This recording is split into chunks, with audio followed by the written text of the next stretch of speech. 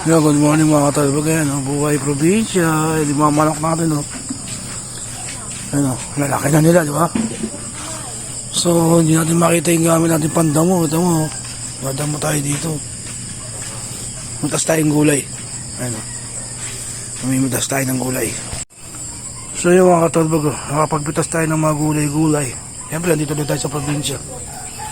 Magluluto naman tayo ngayon ng sinigang na beli ng salmon. Ayan. Lagyan natin ng maraming gulay. So tara, banat. So mga katalbog, prito muna natin itong belly ng salmon. Ayan. Sa tanggal kumakain. Ayan. Sumangga kami dito.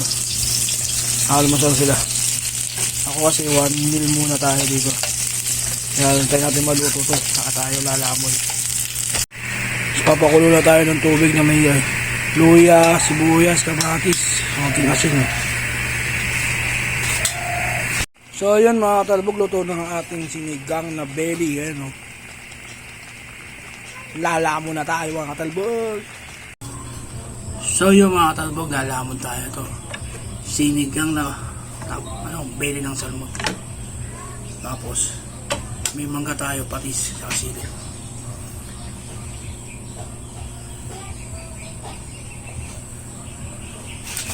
Kain tayo sa probinsya. Dito tayo ngayon sa Bulacan. Saan ako nakatira talaga. So iniwala ko muna sa airport kasi nga lininis ako dito ng bakuran. Napakataas ng mga damo, kaso nawala yung mga gamit ko.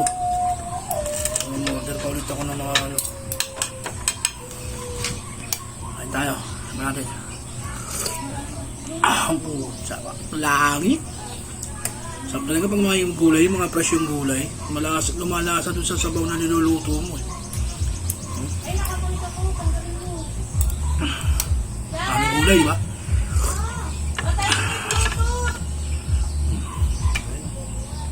Kapag fresh yung gulay na kinakain mo.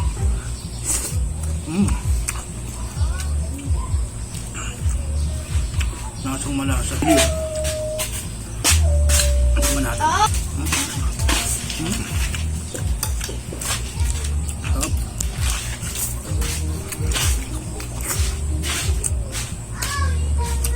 Puro fresh na gulay yung makakain mo talaga. Napakalasa, napakasarap. Okra.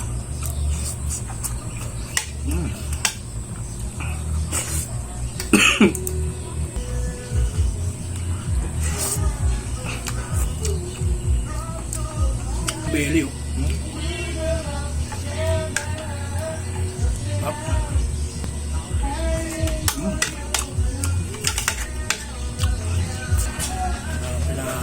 hinog.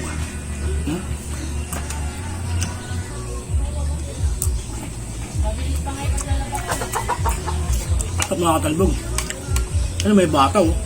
Tapos may bataw.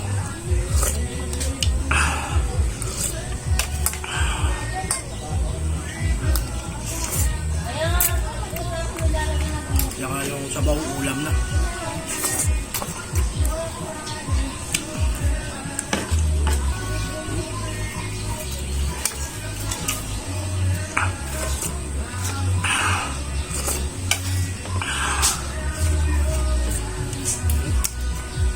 Belly.